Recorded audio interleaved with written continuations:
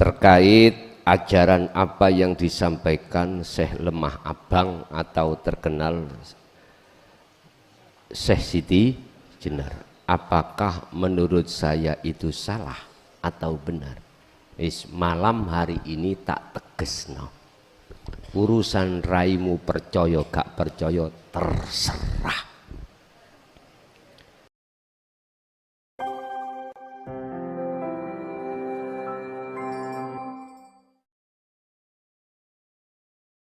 Assalamualaikum warahmatullahi wabarakatuh.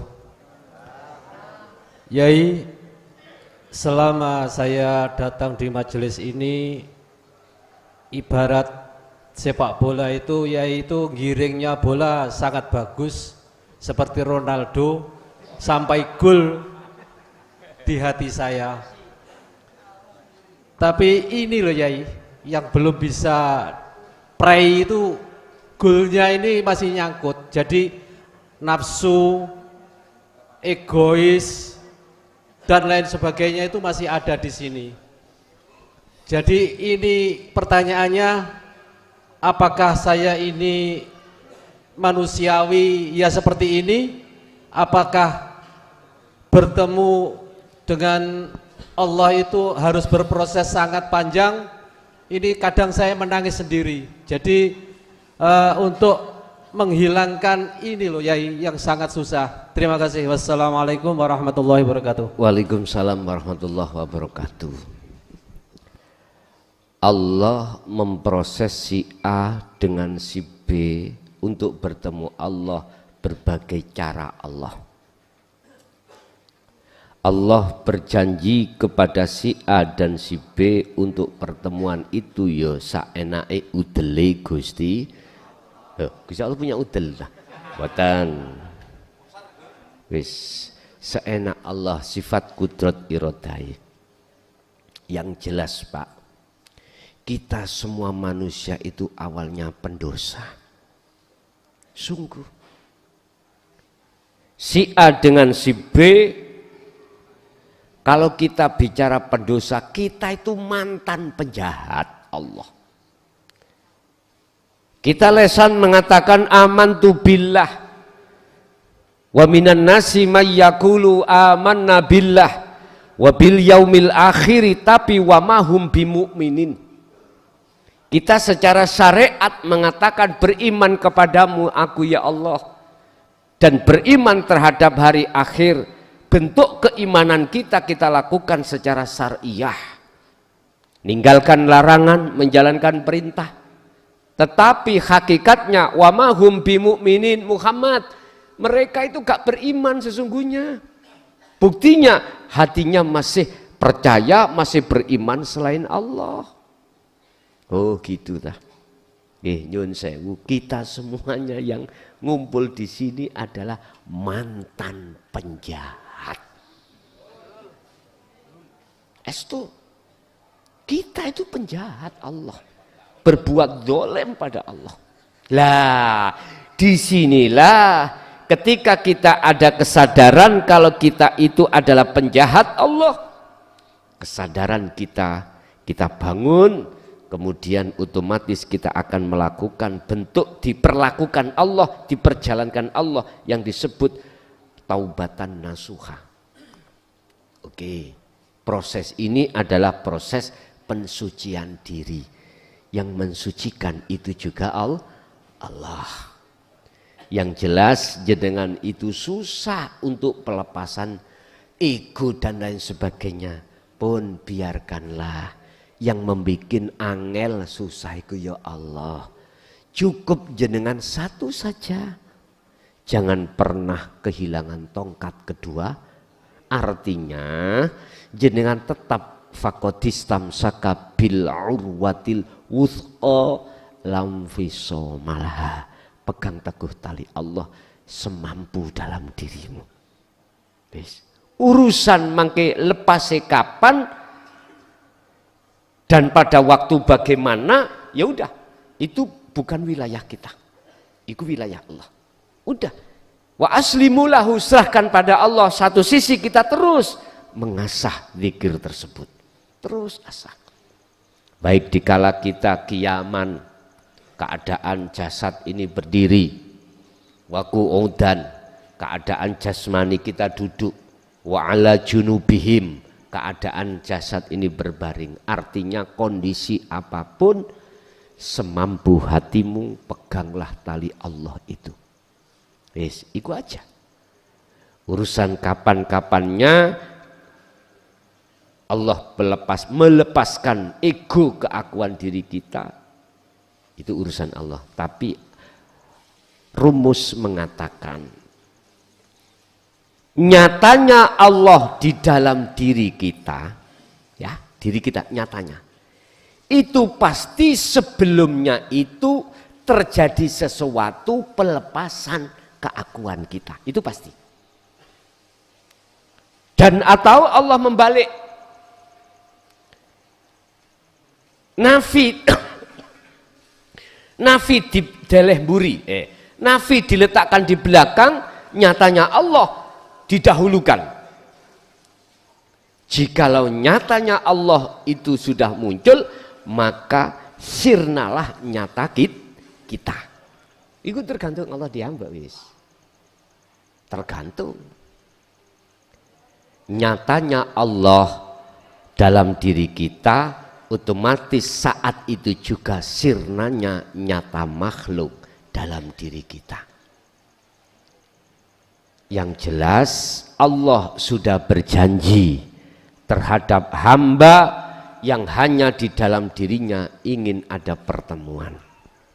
Udah, iki janjinya Allah kita pegang. Al-Ankabut ayat 5. Tapi kalau Ankabut ayat 69, ayat yang terakhir, Allah pasti memberikan jalan kemudahan bagi ruhaniyahmu untuk bertemu. Nggih. Ada lagi?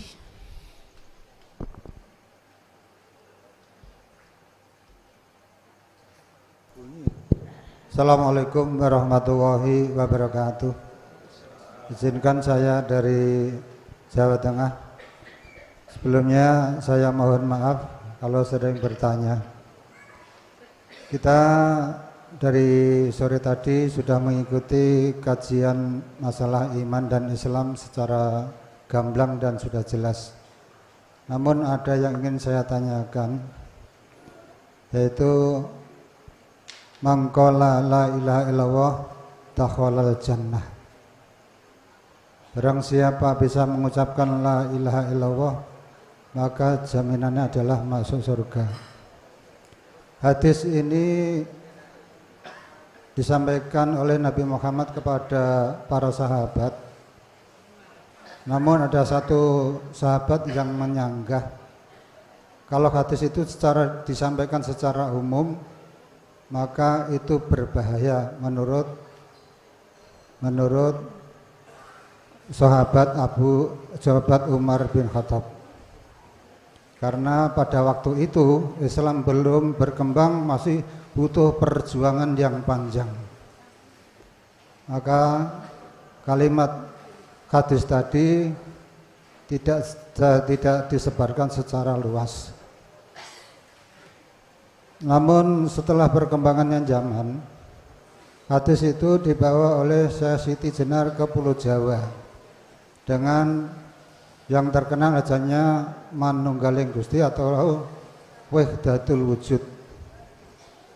Apakah ajaran Syekh Siti Jenar itu, ada yang mengatakan bahwa ajaran Syekh Siti Jenar itu sesat? Ada sebagian ulama yang mengatakan bahwa Syekh Siti Jenar itu adalah wali Allah. Menurut Gus itu yang benar yang bagaimana? Itu yang pertama. Tapi yang kedua, saya pernah membaca suatu buku mengenai takbir mimpi. Di antaranya satu masalah bertemu dengan Nabi Muhammad. Kalau kita bisa bermimpi ketemu Nabi Muhammad, itu adalah suatu anugerah dan kemuliaan. Dan yang kedua, kalau kita bisa bertemu kepada Allah, laisa kamitslihi syai'un, itu adalah suatu tanda-tanda kamu akan menjadi wali Allah. Menurut Gus, kami mohon penjelasannya. Demikian, terima kasih. Wassalamualaikum warahmatullahi wabarakatuh. Waalaikumsalam warahmatullahi wabarakatuh. Terkait ajaran apa yang disampaikan Syekh Lemah Abang atau terkenal Syekh Siti Jenar, apakah menurut saya itu salah atau benar? Malam hari ini tak tegesno. Urusan raimu percaya gak percaya terserah. Pertama, jikalau pengajaran beliau itu mengarahkan ruhaniyah jenengan untuk mengahadkan Allah, benar. Sekalipun pada saat dan zaman itu banyak orang yang tidak mengenal hukum syariat. Wis, bantahan yo monggo, rakok bantah yo monggo. Berarti ada catatan. Jikalau betul-betul itu mengarahkan ruhaniyahmu untuk nyawejake mengesahkan pada Allah, benar, hak billah. Nah, terus yang dipersoalkan selama ini kan terkait manunggaling kawula Gusti, makhluk iku isok tunggal ame Gusti Allah toh. Ini yang dipersoalkan. Sehingga disebut bertemu. Banyak mereka yang tidak paham. Tujuannya orang-orang ahli kitab itu bertemu itu adalah si makhluk bisa nyawang wujude Allah. Si makhluk itu bisa gabung dadi siji ambek Gusti. Niki pahaman mereka sementara. Makanya mengatakan kafir zindik. Mohon maaf. Padahal apa yang dirumuskan dan disimpulkan oleh beliau yang sudah paham tentang manunggaling kelawan Gusti, itu bukan itu. Buka di dalam kitab hikam terkait masalah bertemu itu bagaimana? La ibsorun wa mubsorun wa basorun. Nama roh tadi si salik fana, nama Allah hilang. Basiroh, nama yang mata untuk melihat juga nama apa? Wis gambaran ini lho dulur. Iki meja, kita mengatakan meja karena memang ada di sini. Antara meja dengan lantai itu kita sebut longan. Tapi manakala ini sudah kita lepas, kau bilang nama apa? Nggak bisa bilang kau. Makanya sering-sering saya katakan wujudnya Allah iki loh, ini loh. Walaupun dulu tidak berani mengatakan ini, hanya berkata suswane angin atau galie. Padahal ya ini repot. Dulu itu repot semata-mata untuk supaya tidak ada gesekan fisik, fitnah, semata-mata beliau seperti itu. Lah terus bagaimana adanya film itu, nggak ngerti ya? Film ojo percaya, iku mengubah sejarah yang sebetulnya yang memuat politik supaya kita menengah ke bawah itu tidak berbondong-bondong terhadap tauhid. Wis. Sebab nek jenengan berbondong-bondong ke tauhid, kelangan pemujaan, Bos. Gak enak nek kelangan pemujaan. Biasanya salaman diambung. Enggak plek. Biasanya aku ngaji disebut Al-Mukarram, Sohibul Fadilah wal Karamah, Romo Yai bla bla bla bla. Sekarang tidak, beda. Acara yang kita tunggu-tunggu inti pengajian tauhid yang akan disampaikan oleh klason. Hehehe, bosok agak kan ya. Bedodok Pak atiku Pak. Wong aku iki duweni status kiai kecuali Al Mukarram, Syekh Wetan, Syekh Kulon. Wah berbangga Pak.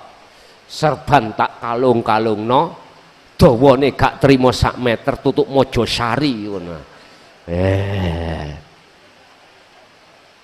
Allah ya karim.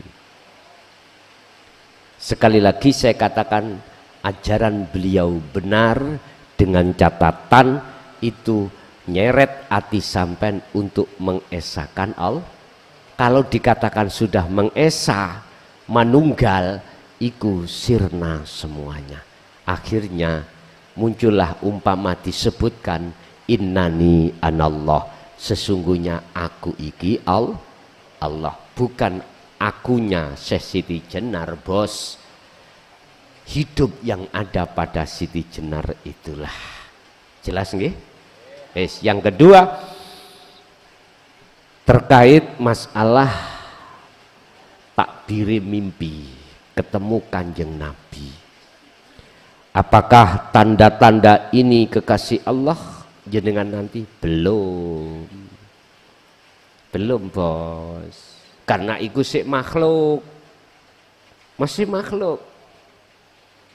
Tapi jikalau Anda ketika khalwat sudah membawa yang namanya air zam-zam ini, takwa untuk sampai ke musyahadah, ketika jenengan bertemu Kanjeng Nabi itu masih sebatas alam mukasyafah, sedikit lagi Anda akan sampai ke musyahadah.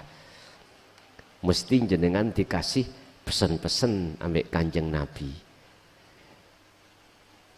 Anda akan bisa bertemu terhadap Allah kalau Anda melepaskan keakuan dirimu. Makanya aku sering ngomong, bagi jenengan si salik pelaku suluk, kalau dihadapkan alam lahut ketemu Kanjeng Nabi, takok nang Kanjeng Nabi. Takok apa? Wis walaupun gak Kanjeng Nabi, ketemu Nabi Isa, ketemu Nabi Ibrahim, Nabi Musa, siapapun takok. Isine takok. Bener sing diajarno klason iku jenengan dulu ajarkan. Kebenarannya itu mutlak apa ndak? Kalau beliau menjawab, gak, iku kelakuan nafsu nih klason dewi. Tak tutup, aku gak biayaan ngaji, tak protoli kabeh. Enak toh? Turu enak, wis gak ono sing ganggu. Wis gak, sudah tidak nerima tamu. Tak tinggal kabeh, nyantai. Bisa badminton, bisa nyun sewu, gendaan maneh. Wis macam-macam. Enak tuh Pak. Lah apa soro-soro koyok ngene. Nyun sewu kalau toh jawabannya seperti itu. Ku pertaruhkan semuanya, udah buat aku sendiri aja sama anak istriku. Udah. Sebetulnya satu sisi saya itu bikin molo Pak. Mengadakan pengajian ini bikin bahasa Indonesia apa? Bikin masalah. Bikin masalah bagi siapa? Mereka yang tidak seiman. Tapi ingatlah, inni lakum minhu nadhirum mubin.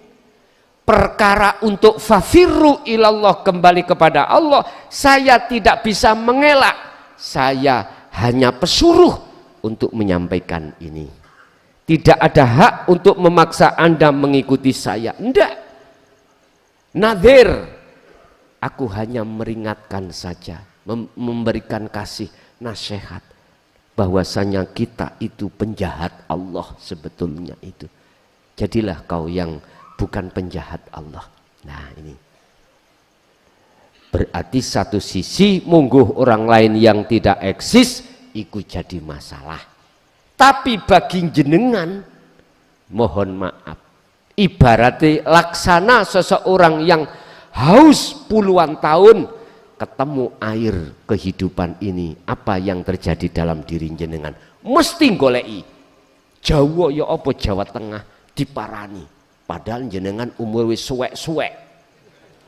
Dari, mohon maaf, dari saudara saya Sumeneb datang jauh Pak, itu sudah tua-tua beliau,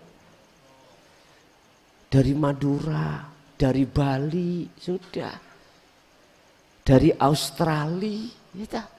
Insyaallah kalau dia itu tidak eksis gak mungkin, karena cocok itulah akhirnya dicari walaupun jauh. Makanya Rasulullah dawuh, bila mana adanya ilmu itu ada di negeri Cina, wajib kita untuk mencari. Siti Hajar jauh Pak, dari Sofa ke Marwah sampai 7 kali ini jauh, tapi tetap beliau cari. Ternyata air Zam-Zam ada di dekat kita. Mencari Allah ke sana kemari, ternyata ada diri kita sendiri. Udah, kalau memang betul-betul dimusyahadah, maka disitulah yang disebut tadi Allah menurunkan stempel kekasih. Kurang percaya mungkin lihat di dalam surat Ali Imran ayat 31. Allah berkata, Muhammad, bila mana hambaku yang sebagai sementara ini penjahat terhadapku pingin untuk bertemu aku, cintanya pingin aku terima, saya terima, suruh mengikuti kau. Apa yang harus kita ikuti? Itu jalur dinul qayyimah, dinul tauhid ini. Dulu Pak, para romo yang mempelajarkan kita tentang ilmu sangkan paraning dumadi, nggak berani untuk mengatakan ini, nggak berani, karena memang apa, tertindas beliau itu, takut fitnah dan akhirnya terjadi sesuatu hal yang tidak diinginkan negara, yaitu perang horizontal itu. Akhirnya apa? Diam. Sekarang saya buka ajaran Siti Jenar benar, dengan catatan itu benar-benar menyeret hati jenengan untuk mengesahkan pada Allah. Di dalam kitab Ikhya kemarin ada 2 ulamaul akhirah. Inilah ulama yang menyeret hati sampai dengan kefahaman ilmu tauhid untuk mengesahkan Allah. Yang satu adalah ulama usuk. Inilah ulama ahli dhahiriyah. Mohon maaf sekali lagi, jangan tersinggung. Kami ini adalah hanya nasihati, memperingatkan saja. Tidak ada niatan kami atau hak kami untuk memaksa Anda mengikuti apa yang ku sampaikan. Tidak, semuanya terserah Anda masing-masing. Ada lagi?